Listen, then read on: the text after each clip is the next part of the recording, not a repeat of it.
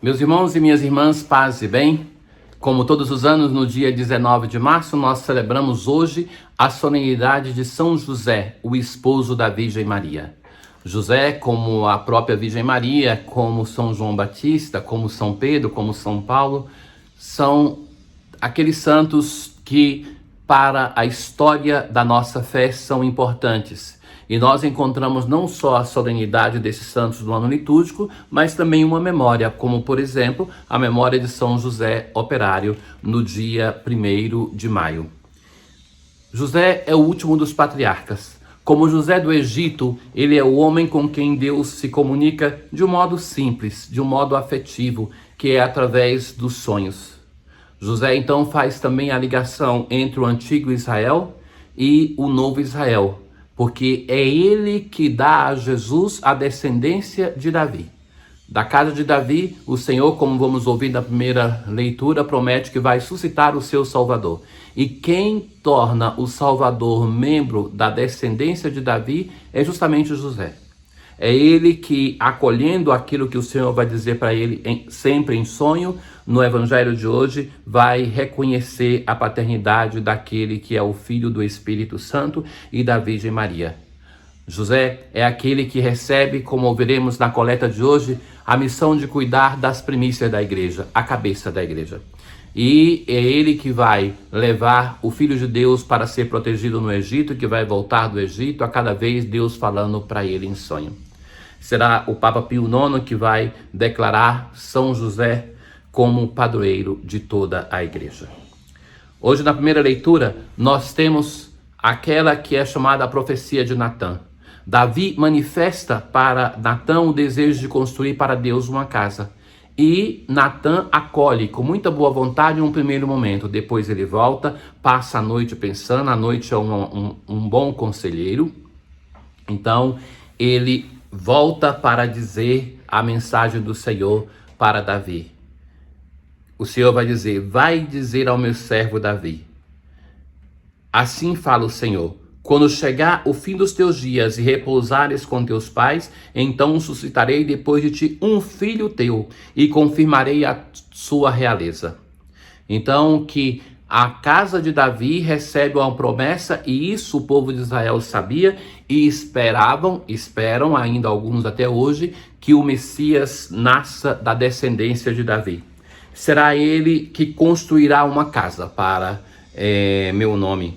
E eu firmarei para sempre o seu trono real. Ou seja, não é Davi, mas o seu descendente que vai construir a casa. A casa não é o templo somente, mas é a casa no sentido daquele lugar onde Deus possa habitar.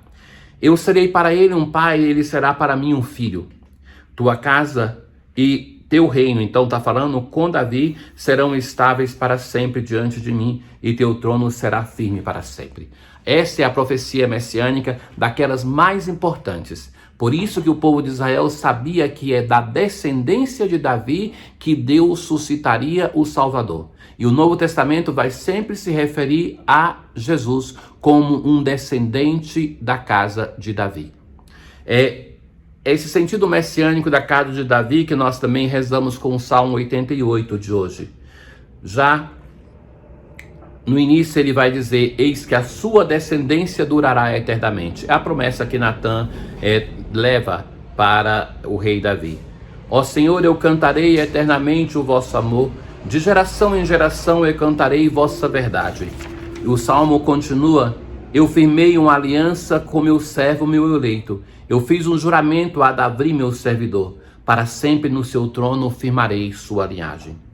E ainda a promessa que o Senhor faz para essa descendência: guardarei eternamente para ele a minha graça, e com ele firmarei minha aliança indissolúvel.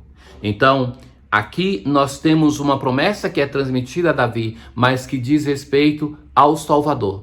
E esta chegada do Salvador tem uma participação importante da pessoa de José, que nós celebramos hoje. Ora, na carta aos Romanos, nós temos uma reflexão sobre o dom da fé. Deus faz uma promessa a Abraão e a sua descendência.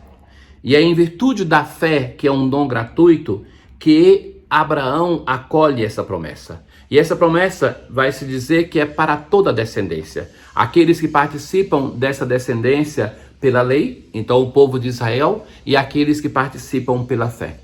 Então, dentro desta fileira daqueles que acreditaram no Senhor depois de Abraão, nós temos também São José, o último dos patriarcas do Antigo Testamento, aquele que vai acreditar. E a história de José é a história de um homem simples, que acredita, como vamos ver no Evangelho, prontamente na palavra de Deus, transmitida por um sonho, e que começa a fazer.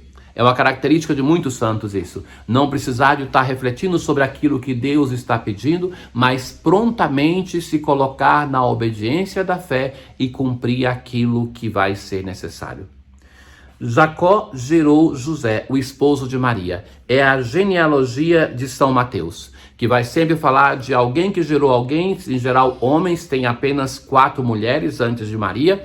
E então chega um momento que vai dizer, Jacó gerou José. E não vai dizer, José gerou Jesus, mas vai dizer, o esposo de Maria, da qual nasceu Jesus, que é chamado Cristo. E agora vai narrar como foi esse nascimento.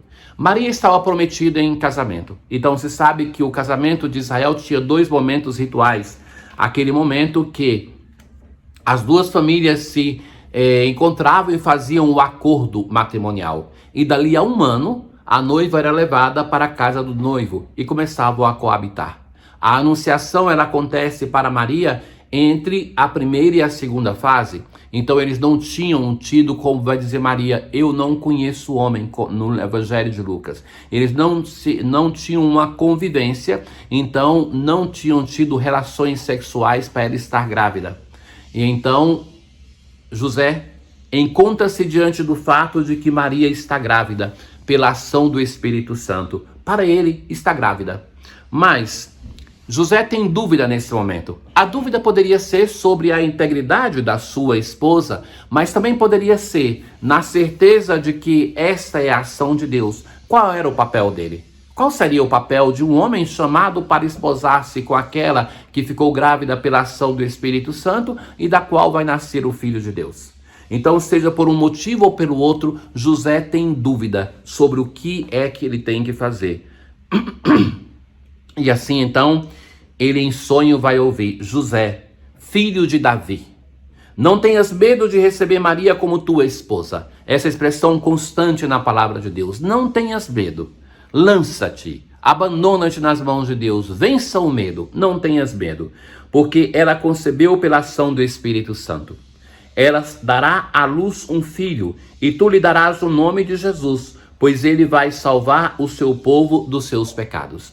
Então, a missão de dar o nome, lembram-se no Evangelho de Lucas, que Zacarias tem que se pronunciar e escrever numa tabuinha, porque era o pai que determinava o nome. E fazendo isso, ele reconhecia a sua paternidade.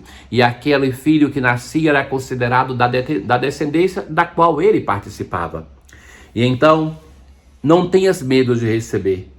Ela dará à luz um filho, e que tu lhe darás o nome de Jesus. Jesus quer dizer o nome Deus salva, pois ele vai salvar o seu povo dos seus pecados. E então, a prontidão deste homem. José acordou e fez conforme o anjo do Senhor havia mandado. Ora, nós temos aqui uma situação que se atribui logo à ação do anjo por 2 vezes aquilo que Deus faz para com o seu servo.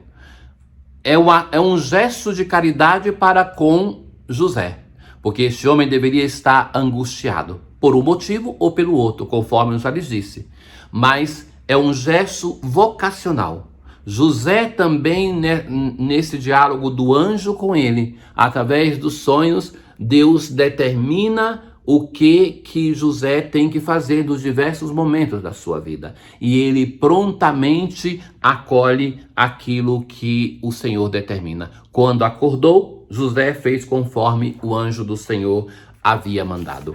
Irmãos caríssimos, na oração da coleta de hoje nós assim rezamos: Deus Todo-Poderoso, pelas preces de São José, a quem confiastes as primícias da igreja, concedei que ela possa levar à plenitude os mistérios da salvação. A primícia da igreja é o Cristo, cabeça da igreja. E como ele hoje é chamado de Jesus, Deus salva, que a igreja possa levar à plenitude os mistérios da salvação. Tenham todos um bom dia e que São José interceda pela Igreja do Senhor por cada um de nós. O Senhor esteja convosco, Ele está no meio de nós. Abençoe-vos o Deus Todo-Poderoso, o Pai, o Filho e o Espírito Santo. Paz.